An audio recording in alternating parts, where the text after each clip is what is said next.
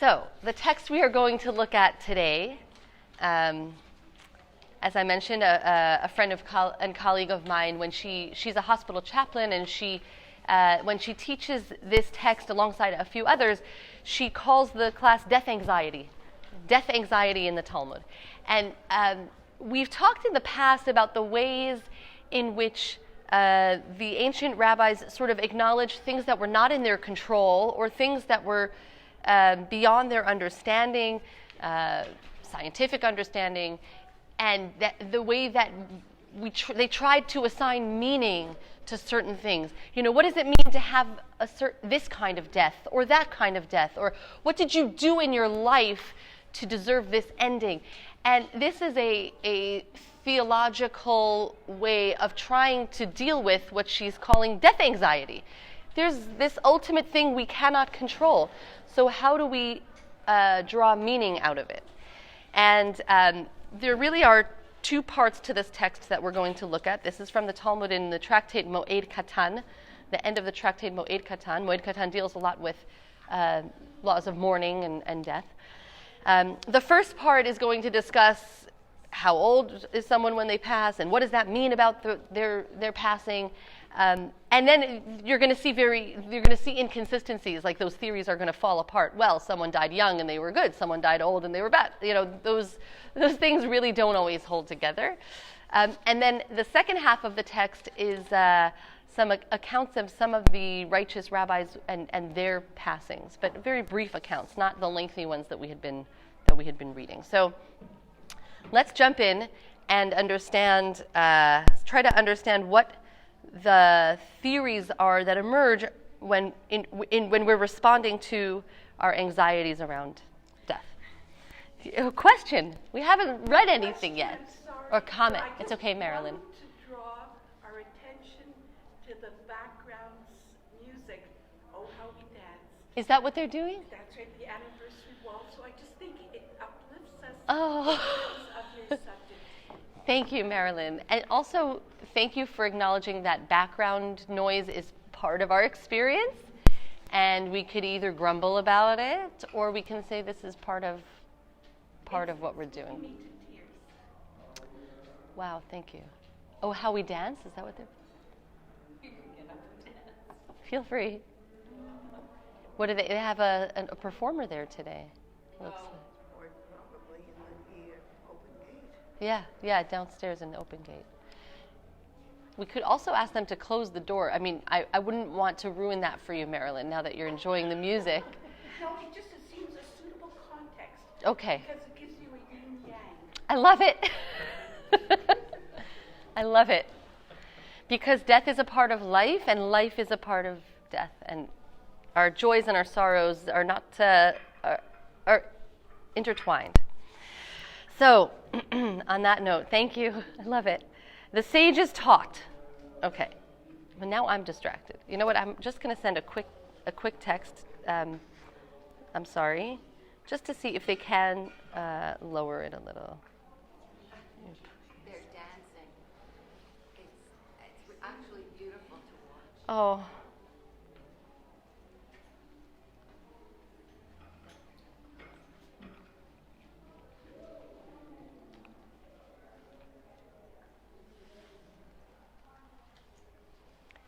Okay. I'm just asking someone from downstairs to at least just close the door for them. So, are we ready? The sages taught in the following Breita. That's a Mishnaic era teaching, an early teaching. Okay, here we go. If one dies suddenly without having been sick, this is death through snatching. Let's just read through it and get a full picture of these different ways of understanding different kinds of deaths. If he became sick for a day and died, this is an expedited death. So snatching sounds like a sudden death. Expedited death sounds like a quick death. Rabbi Hanania ben Gamliel says, this is death at a stroke. As it is stated, Son of Man, I am about to take away from you the light of your eyes at a stroke. So they're trying to connect it to a verse in Cheskel that refers to a quick death. Let's just skip to the next line. If he was sick for 2 days and died, this is a quickened death. They're using different words to describe how long someone had before they deceased. If he was sick for 3 days and died, this is death of a rebuke. If he was sick for 4 days, this is death of reprimand. Maybe not as strong as rebuke. If one dies after a sickness of 5 days, this is the ordinary death of all people. So they've tried to sort of create some kind of rules around death, and that 5 days is some kind of norm. And less than that, and less than that, and less than that, it kind of works back from there. And from where are they about to derive? Read this. This is fascinating. Rabbi Chanin said, what is the verse from which this is derived? So the verse that we learned, that 5 days of sickness is the normal way, sort of a default death. And the verse says, it is stated, behold, your days approach that you must die. That quote, look, it says it's from Deuteronomy 31. That's the end of Moses' life. So now, work backwards. What's happening in the world is people are passing in all different ways after all different lengths of time. What is the ideal model of a death that we have in our Torah? Our greatest leader, the passing of Moses. So let's start there. And let's say, okay, his death was told through this verse, and then they expound this verse and say, behold, hen is 1 day. Karvu, which is a plural word, is another 2 days. Yamecha, another 2. They've added that together. They came to 5. So if Moses died after 5 days of sickness, that's like perfect. If we could imagine a perfect scenario. Of course, none of this is scientific, okay? We're taking this with a big grain of scientific Talmudic salt. And then it says, isn't hen 1? No, in Greek it's, okay, we're not going to go back and forth on the learning, on the expounding of this verse. But if 5 is perfect, well then 4 maybe is not good, and 3 is worse, and 2 is really bad, and 1, like a sudden death, is being snatched away. Now, what's strange is, remember we were talking about this, oh my gosh, maybe it's months ago now, and that someone who passes suddenly, this was the Yiddish expression, I wish Anna was here today, she said it's like gestorben wie a tzaddik, like to die like a righteous person is to die suddenly without any illness. The reason I'm saying that is because there's not only one, there's no consensus, there's no agreement across Jewish thought as to what's the perfect death. This is one text trying to learn one thing about what our ideal would be based on what Moses had. And by the way, remember, even Moses was jealous of his brother Aaron's death. I don't know, Aaron had the perfect. As if we could plan any of these things, as if we could wish for any. Okay.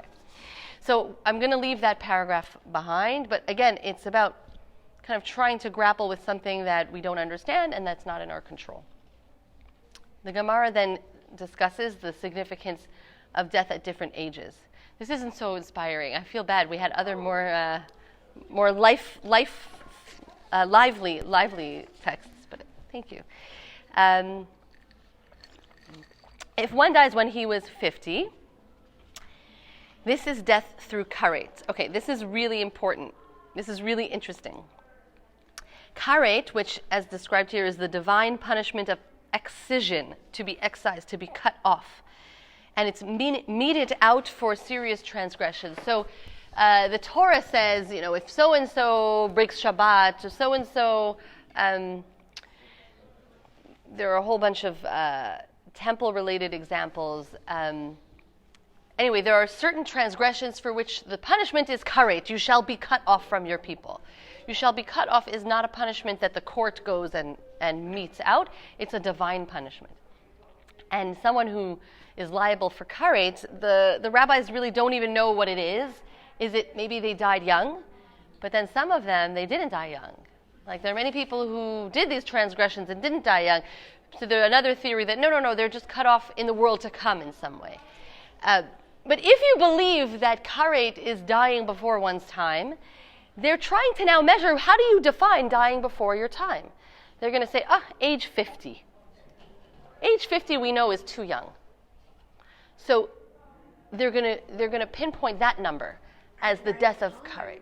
Age 50 was not. Yeah, medieval times people only lived sometimes to 40 or 45, so 50. I don't have this is even before then, right? The Talmudic, this is in the Talmudic era, so you have to think 3rd or 4th century, even before the Middle Ages. But they seemed to think, what they're going to get to is they seem to understand that the age of 70 was a complete life. Did lifespans get shorter after that, before they got longer? I think in Europe it happened because the bubonic plague. Right, the plague. It's mostly in Europe. I don't think the Middle East was affected. Doctor, what can you tell us about lifespans in the Middle Ages and before? But yes, it might have been because of the Black Plague, or my lifespans might have been longer in the Talmudic era and then shorter. I'm sure there are dissertations out there about this. So lifespan, they seem to have, according to the Bible, 120 years. Yeah. 120 was the shortest in the Torah. Okay, so in any case, they say 50. 50 is really what we would call dying young, and dying young through karet, through this punishment. And if he dies when he's 52, that's the death of Samuel. That's the prophet Shmuel, Samuel of Ramah. He was from Ramah. So they say he died at 52. So that can't be a bad thing. He was such a righteous person. And if he dies at age 60, this is death at the hand of heaven, which seems to be a more positive kind of passing, age at passing. And it uses a verse from Job. Okay, we're going to read through that. One who dies at the age of 70 has reached old age. And one who dies at the age of 80 dies in strength. Like, that's even later than we would expect. It's so interesting how this is so culturally dependent. I mean, we were just talking, someone who passed at 80, and we said, oh, so young. Today, So young. And today, yeah. Unless you hit 99, people feel like they've died young. And how do we measure those things? And those expectations have changed drastically, even in the past 20, 30 years. But they felt in those days 70 was old age, 80 is in strength, and that's based on a verse from Tehillim, from Psalms, that a man lives 70 years and in strength maybe he lives 80. And now they're going to have a debate about that death of karet. Is it 50? Is it 60? Rabbah said it's not just age 50, it's anything from age 50 to 60 is considered a young death. It's death by karet. And they just didn't want to say that. The reason all of these years were not counted in connection with karet is due to the honor of Samuel from Ramah. If he died at the age of 52, they didn't want to say that maybe karet covers all those years. So they didn't say 50 to 60, but really I believe 50 to 60. So, okay. These are the same ones, the same rabbis that are splitting hairs about the law of each shofar and the height of the sukkah and the nature of the obligation of prayer, right? They're splitting hairs about everything because they're trying to define. So it's the same thing, right? These are legal categories they're trying to define. 50, 60, 70, 80. Okay.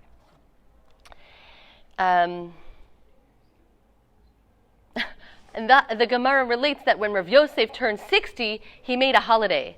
Like, he made a celebration. If I made it to 60, that means I didn't get karet, so I'm okay. So he made a really big birthday party.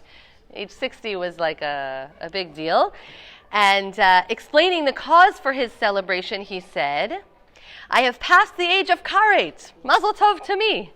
Abaye said to him, Master, even though you've passed the karet of yours, have you, Master, escaped the karet of days? Meaning you could still die suddenly, and that would also be considered a sudden death or a death by punishment.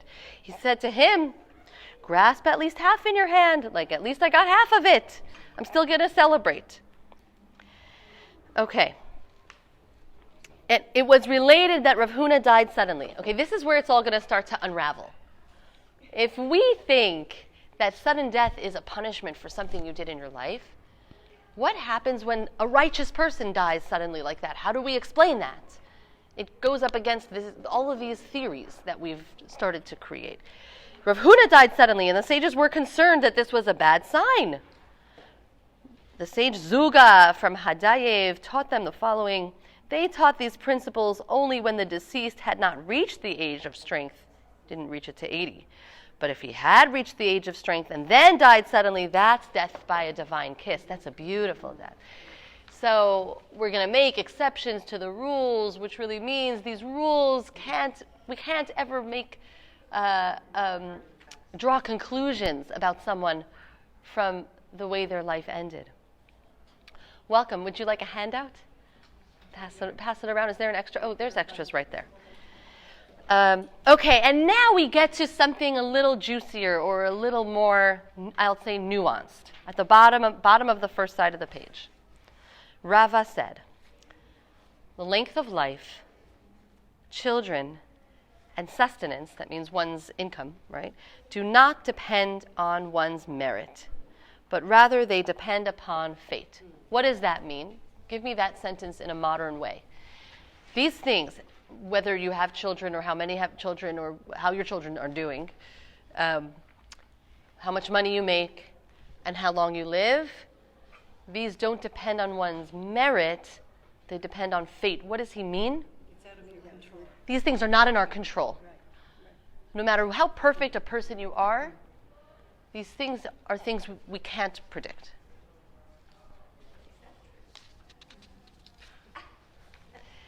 What's he trying to do? I mean, I don't think it's true. Well, he's trying to pull the rug out from under the feet of these rabbis who are very unsteady in their death anxiety. He's trying to say, It's not in your hands. you can't. These are not in your hands, because sometimes we do everything right and still. Is this a matter of faith that he had that God was supreme and it really was he? So you could say it's in God's hands. Yeah. It's in God's hands, but you and I don't know the ways of God. And these are the things, by the way, that matter the most. People's children, people's livelihood. You can't say money matters, but you can say your well-being, right? Yes. To me, it's how we mitigate that it's not in our control, how we choose to look at it. That really Right. renders our personal outcome, because if it's not in our hands, like you said, is it really not? Well, you have to make peace with it, so. I mean, you have to look at the evidence. I think that's what he's up against. You have to look at the evidence in the world. They started with Rav Huna. You're saying that Rav Huna was a wicked person and got this terrible karet punishment? Rav Huna was righteous. Which, right? We look at the world. Good things happen to bad people. Bad things happen to good people. So that's what they're struggling with. Marilyn. I just wanted to say that I think he's saying this is fallacious logic. That the reasoning is wrong, the argument is wrong. So right away you have to think in different terms. Yes, and let's actually look at what happens next. He gives sort of an example that proves this. He says, Rabbah and Rav Chisda were both pious sages. Let's say they're both equal in their merit. One sage would pray during a drought, and rain would fall. The other sage would pray, and rain would fall. So we know they both had amazing spiritual powers. They were tzaddikim. And nevertheless, look how different their lives were. Rav Chisda lived for 92 years, and Rabbah lived only 40 years. The house of Rav Chisda celebrated 60 wedding feasts, whereas the house of Rabbah experienced 60 calamities. In other words, many fortuitous events took place in the house of Rav Chisda, and the opposite occurred in the house of Rabbah. In the house of Rav Chisda, there was bread from the finest flour. By the way, notice that he's talking about these three things. The first was the length of days. The second was children. So he's marrying off his children, and he's Nebuch, maybe mourning children. It doesn't say explicitly. And number three was livelihood. So what did he have? He had the finest flour. Even for the dogs, even the pets were spoiled. There was so much food.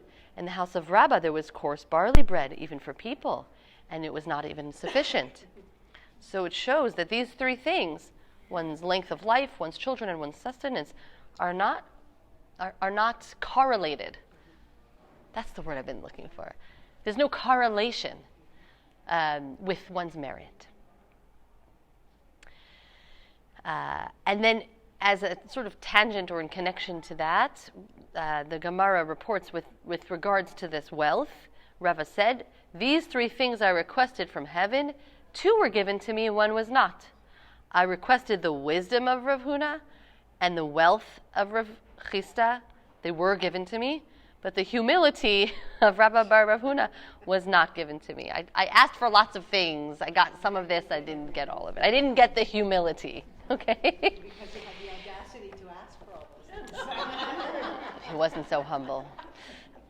So that's, I want to call the end of part one of our text this morning, and we're going to make a transition to a different kind of text. Yeah, Esther. One question that keeps going through my head in the first place is the word righteous. The question of the word righteous. When the righteous get this or that.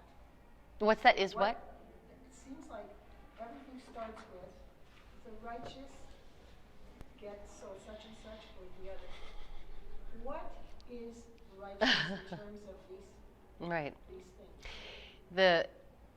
So the assumption is that there's sort of a black and white, the righteous and the wicked.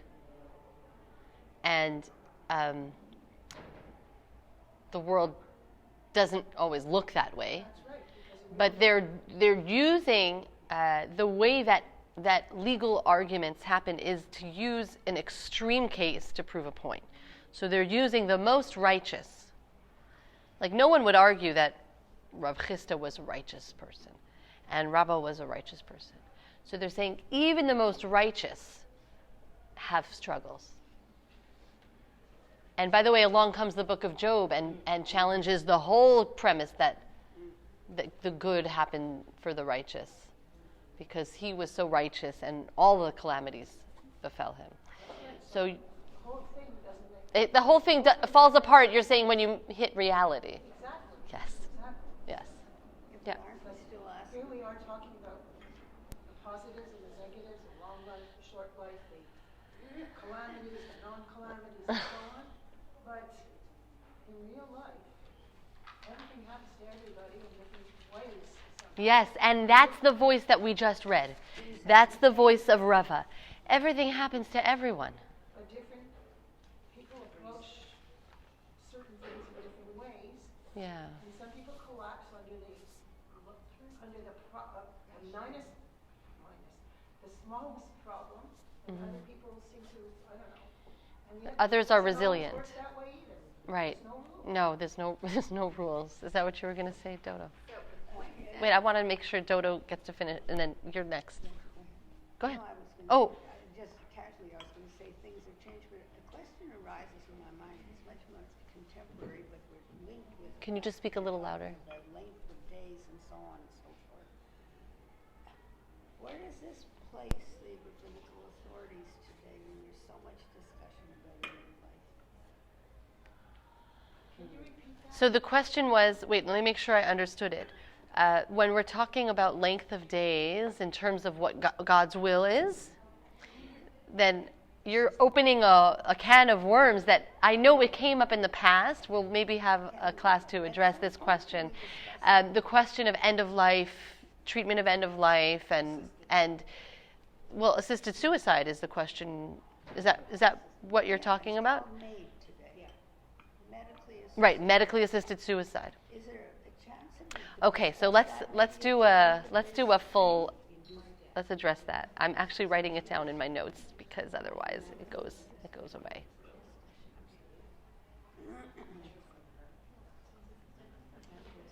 Thank you.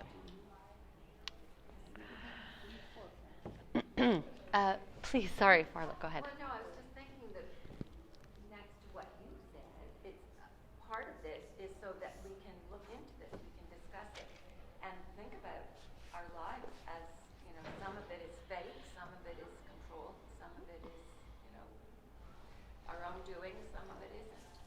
And it's Right. How can we determine what is in our control and what isn't? And I mean, the truth is, it's an open question. And this text itself is grappling with that question.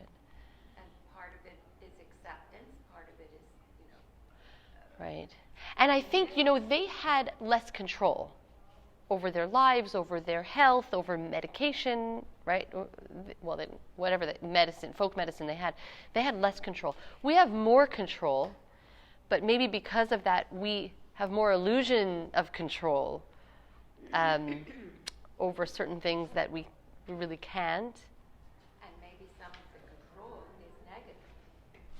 Maybe we shouldn't be controlling some of the things that we try to control. Okay. One more comment, and we're going to move forward. Go ahead. I think the message I'm getting from this is that we should be righteous and good without the ulterior motive of it's going to lengthen our days. It takes away the cause and effect of righteous, of reward. They're Yeah. actually two separate things. It's Yeah, how you live yeah, your life. good. It's not how you plan Nice. your death. So it redeems righteousness, because we know someone's not going to be doing it just for length of days and livelihood. That's not guaranteed. That's not the point. But, Okay, 2 more comments. Yeah. but at the end of Kol Nidre, right? Yes? Yeah. You can avert the Yes. Yes. can avert the It's true. decree by. We say that we can control our decree, our evil decree. Yeah, teshuva, tefillah, tzedakah, through our deeds. So then comes along the world to come. The when we look at the world and we don't see cause and effect, what is the theological answer to that? There's reward in the world to come. Look, you're struggling with these are the biggest questions. If mitzvot are going to give us a better life, In the present, they do. then what? They make your life better They- when you're doing it right. Never They make your life better. Please, yes, Sylvia. Well, even as far back as the Ten Commandments, it says one thing, honor your mother and your father. Yes, that you shall have length of days. Honor your father and mother. Yes. Places too in the Bible. Yes. So I guess to clarify, it's like, think of it in 2 layers. There is an assertion made that if you do these mitzvot or if you live a righteous life, you will be rewarded. The second layer under that is there are people who are doing a lot of righteous things and it doesn't look like they're being rewarded. So how do we uphold both of those at the same time? And that's what's being struggled with here. I guess you just Yes. have to try your best. Yes, and the answer is we, as you're saying, we will make our lives better by doing righteous things, by keeping mitzvot, by living a Jewish life, but it may not look the way we expect. Maybe.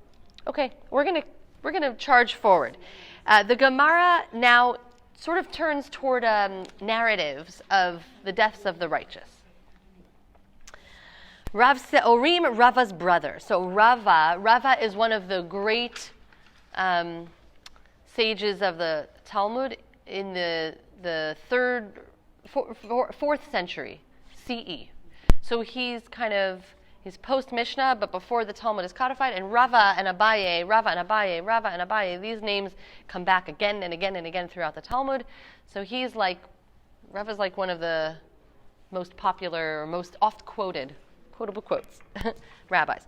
So Rava's brother sat before Rava. He saw that Rava was dozing, so this seems to be a euphemism for on his deathbed. He's about to die. Rava said to his brother, "Master, tell him not to torment me." That means the angel of death. So I'm on the 3rd paragraph down now on this sheet, where the paragraph begins, the Gemara continues. And this is the angel of death keeps coming up in these stories. So the angel of death is sort of hovering, right? That means Rava is about to die. And knowing that Rava was not afraid of the angel of death, his brother, Rav Seorim, said to him, "Master, are you not a friend of the angel of death?" Rava said to him, "Since my fate has been handed over to him, it has been decreed that I shall die. The angel of death no longer pays heed to me. I don't have any power over this anymore. I'm on my last breath. It's inevitable." So the brother then answers him, okay, if we're accepting this, we're accepting that your end is here. He says, "Master, appear to me after your death. Come back and tell me how it was."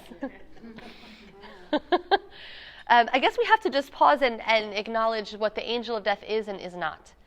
The angel of death, as it appears in the rabbinic literature, is not some force that's an autonomous being.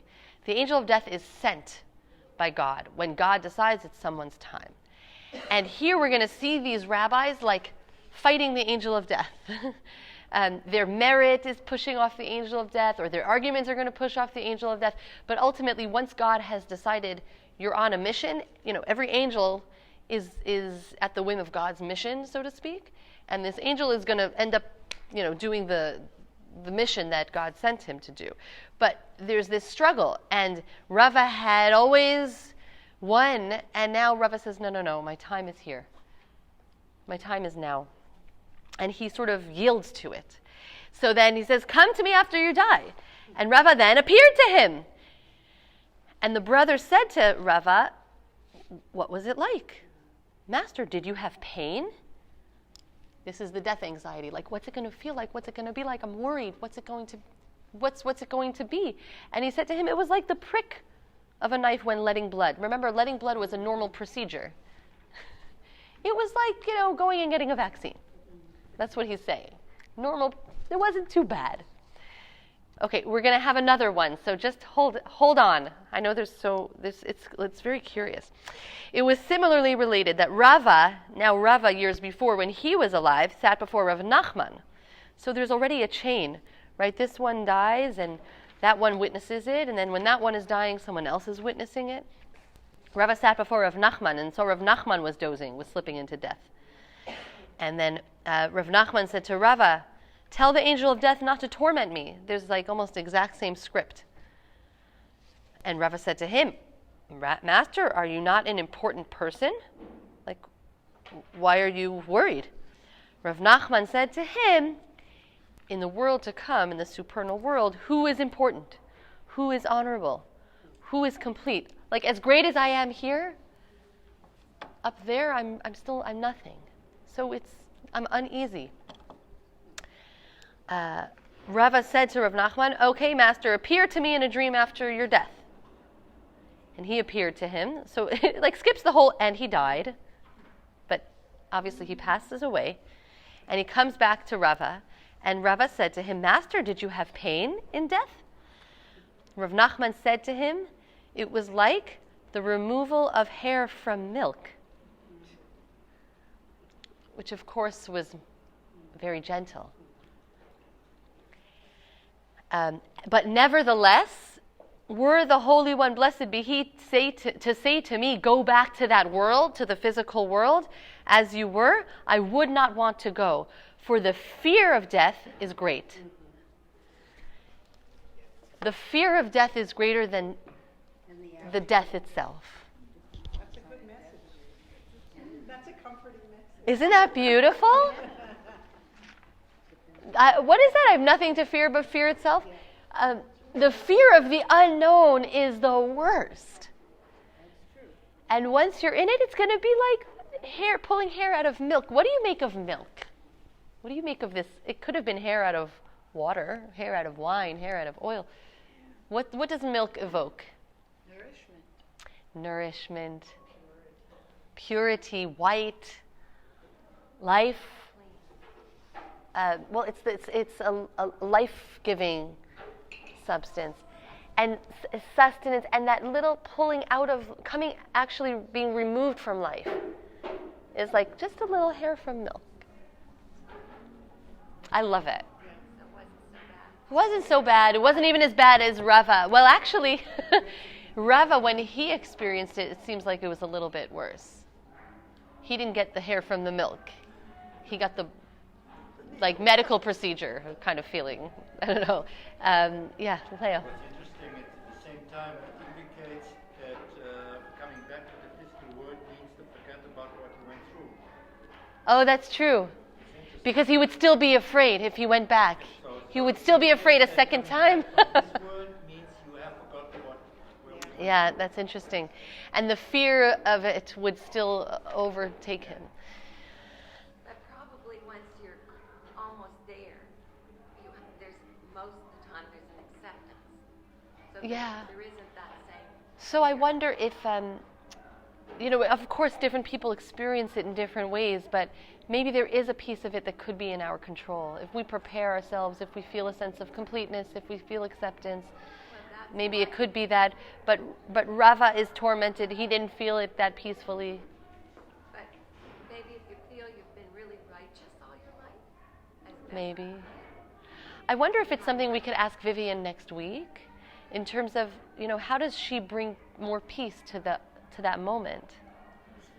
I mentioned at the beginning the speaker that we're going to have next week, who's a palliative care social worker. I wonder what she would make of hair from milk. Oh my gosh, now they're really having a party down there. It's great. It's great. It's Adar, like we said. It's Rosh Chodesh Adar. It's life. It's life. It's joy. All right. So these are again people trying to understand this mystery of death. You had something to add about it? I just wondered, comparing the two, Ravs and Rava, the prick of the knife when letting blood was actually a technique for curing. Yes, it's And medicinal. The hair out of milk is an irritant, when you're drinking milk. Oh. So it's removing it so that... Oh, interesting. It's the flip side of... And also, let's go back to the bloodletting. It was understood to be healing, so it was a necessary pain for a good outcome. Right, but this one is... But the milk from the hair from the milk is not the same, actually. That's ironic. Yeah. But isn't letting out the poison? Yeah, but it's... Right. They understood it as healing, releasing the body from toxin, poison, disease. A less extreme. No, I'm saying that this is not a healing thing. To take the hair out of the milk is to remove an irritant. I think she's saying that the bloodletting one, even though it sounds more violent, would have been understood as a healing process, and the hair from milk, even though it sounds more peaceful, would have been understood as removing an impurity from your drink, from your child's drink. Who drinks milk? Right? There's an innocence. That's interesting. Okay, let's move forward. Now, again, they're going to be arguing with the angel of death. So the Gemara relates that Rabbi Elazar, we're at the bottom of the page, that big paragraph at the bottom of the page. Rabbi Elazar was once eating teruma. So who is allowed to eat teruma? Only a certain kind of person. The teruma is the tithing. The kohen, exactly. The teruma is the tithing that was given to a kohen to eat. So Rabbi Eliezer is eating truma, which is a holy act, which is, food that's been designated as holy. You have to be eating it in purity. If you've been an impure kohen, you have to purify yourself before eating the truma. So this is significant. It's a religiously significant eating. And the angel of death appeared to him. He said, I am eating truma. Isn't this kadosh? I can't die right now. I'm busy. Yeah. And it seems to have worked. The moment passed. So there's something about encountering that moment near death and having come through it phew, dodged a bullet. It's a good thing I was eating truma when that happened. So the moment passed, and he then lives a little bit longer. And again, also, the angel of death comes to Rav Sheshet in the marketplace. And this is even better. Rav Sheshet says, should I die in the market like an animal? This is not a good place for me. I deserve better. Come to my house and kill me like a human being. The angel appeared to Rav Ashi in the marketplace also, and Rav Ashi said, give me 30 days so that I may review my studies. Let me do some review. Give me a little while longer. I'm not ready yet. I need to do some chazara, study a little bit longer. Because it is said, fortunate is he who comes to heaven with his learning in his hand. What does that mean, coming to heaven with your learning in your hand? It's accomplished. Yeah, and ready to show what you've done. So it's not in your pocket. You know what it makes me think of? Pirkei Avot teaches, Shuv yom echad lifnei mitatcha. Do tshuva, repent, one day before you die. What does that mean? Every day. Live every day as if it's your last. Because you have to repent the day before you die. So be every day ready for being your best self. Ready to meet your maker, so to speak. So I need 30 days. Like, you should have taken all of those 30 days, the last 30 days. You know, Ravashi. I need 30 more days. I want to have my learning in my hand. On the 30th day, he came to take him. And Rav Ashi said, what is all of this? Why are you in such a hurry? Why can't you postpone? So he said to him, the foot of Rav Huna bar Natan is pushing you. He is ready to succeed you as the leader. He's going to be the next one. And one king, one sovereignty, can't overlap with its counterpart, even by one hairbreadth. Therefore, you can't live any longer. What's he saying? Your time is up. The next generation is ready. By delaying and delaying and delaying, what are you doing? You're poor Rav Huna, you're pushing him off. It's like, be ready to say goodbye. This is selfish already. Yeah. I was just thinking that here we have a discussion with the angel of death who is controlled by God. So it's a very interesting parallel with Moses talking to God. And here in a way, they're saying that the rabbi is talking to God. So I want to say something that I don't know if you've noticed. Throughout this translation, remember I told you the bolded words are the words that are exactly there in Hebrew, and the non-bolded are the interpretation. And I've noticed that the angel of death here is never bolded. If you look back at the original text, it just says he. He. Now there's an assumption, I should say this, the translation is not just making this up. The translation is taking this from all of the commentaries. There's an assumption in the way that the commentaries have read this text that all of these guys, all of these rabbis are having a conversation with the angel of death and not directly with God. I have to look back. Maybe there's a context earlier in the Talmud. Sometimes the pages before have been talking about something and then they keep referring to it. Like they're saying he. What's the antecedent? I'm wondering, right? Is that the word? I feel like I went back to grade 5. I haven't used that word. What's the antecedent of that pronoun? Who is the he that keeps being referred to here? So the translator is telling us it's the angel of death, it's the angel of death, it's the angel of death. But throughout the Talmud here, it's just saying he. They said to him, you came for me, you came for me. Now the reason that is because there are many stories where it's the angel of death comes for people. The angel of death comes and they have a conversation. I'm not ready, I am ready. Who sent you here? But you're right, the angel of death doesn't appear biblically. God is the one who says, Moses, it's your time. Aaron, it's your time. Go up the mountain. And Moses struggles with that, with God. And here they're talking with the angel of death. The angel of death only appears in the rabbinic texts, not in the Torah text. The angels really only appear in the rabbinic texts. No, I shouldn't say that. There are angels. There are lots of angels. But sometimes it's ish, it says man, and then the commentary says that's an angel. Of course they're all men. Gabriel, Michael, Raphael, these are all them. Yes, what's that? That was just my question to Were they men? Is the gender an issue? So actually, it's understood that angels are, I don't want to say they're non-gendered, but they're not procreative. They don't have agency. They're not human, but they're referred to as gendered just the same way that God is referred to as gendered. I don't feel uncomfortable with that. Should I feel uncomfortable with that?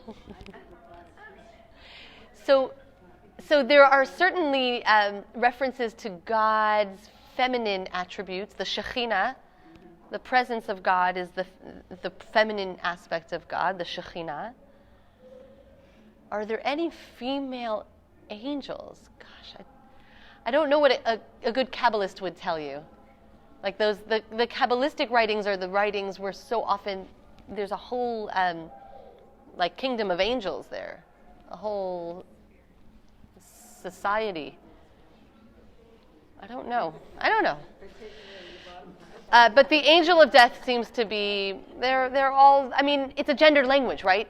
There's no non-gendered, it's like French or many other languages. There are no non-gendered verbs. There are no non-gendered pronouns. So when I talk about God, I say God and God self and God said, and I just avoid the pronouns. But at some point, there's just grammar that gets in the way. That's how I feel about a lot of these things. And the angels were male. And God was male, but we know God's not really male, and we know angels are not really gendered. Yeah. Is there any reference?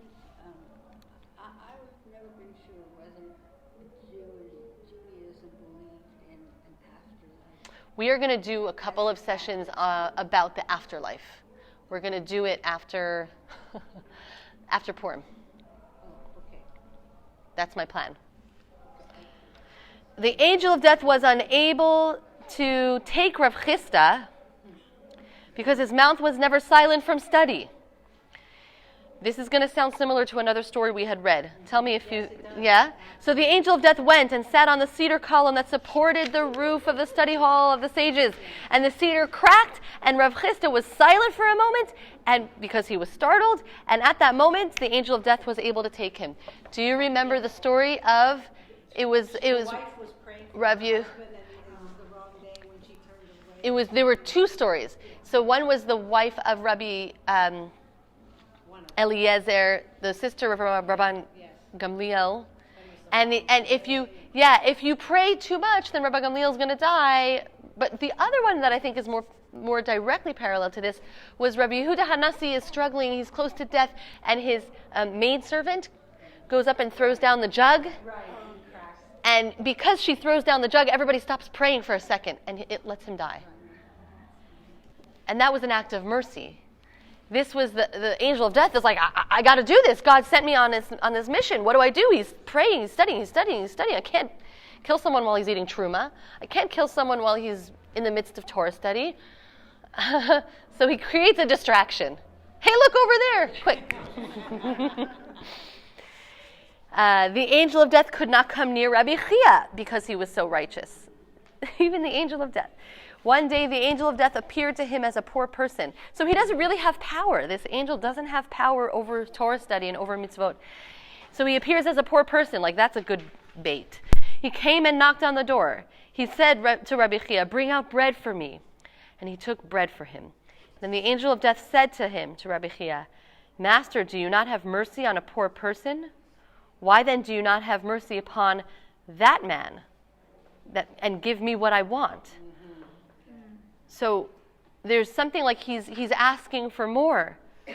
And the angel of death then, he's saying, "I'm the angel of death. If you can give the poor person something, give me what I need to do." He revealed his identity, showed him a fiery rod, and that was to prove who he was. And Rabbi Chia surrendered himself to the angel of death.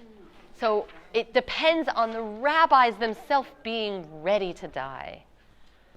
Isn't that interesting? A great righteous person will not die as long as he's still holding on to his work in this world.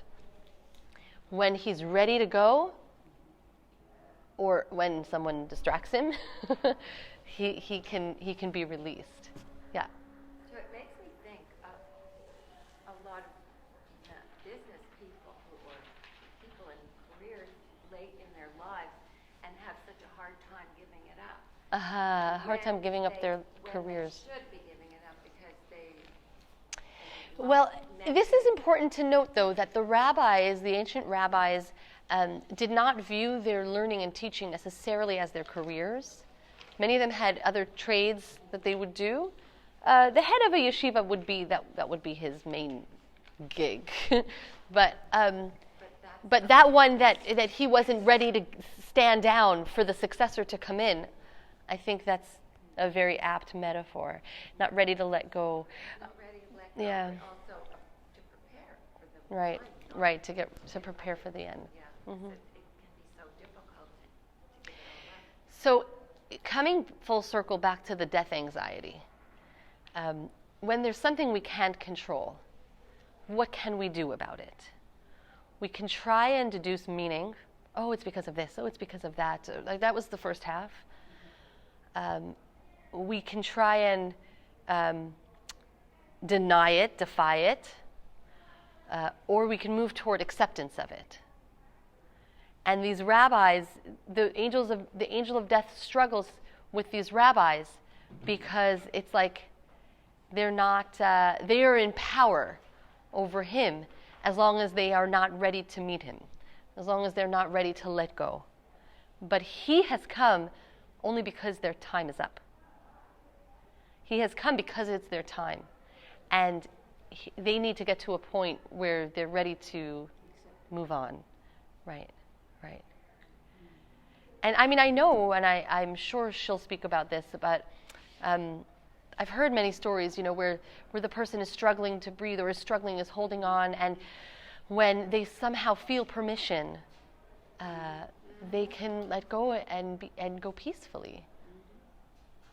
And that's a gift. So even the righteous struggle with that. It's a human condition. And I think we're going to end there. Thank you.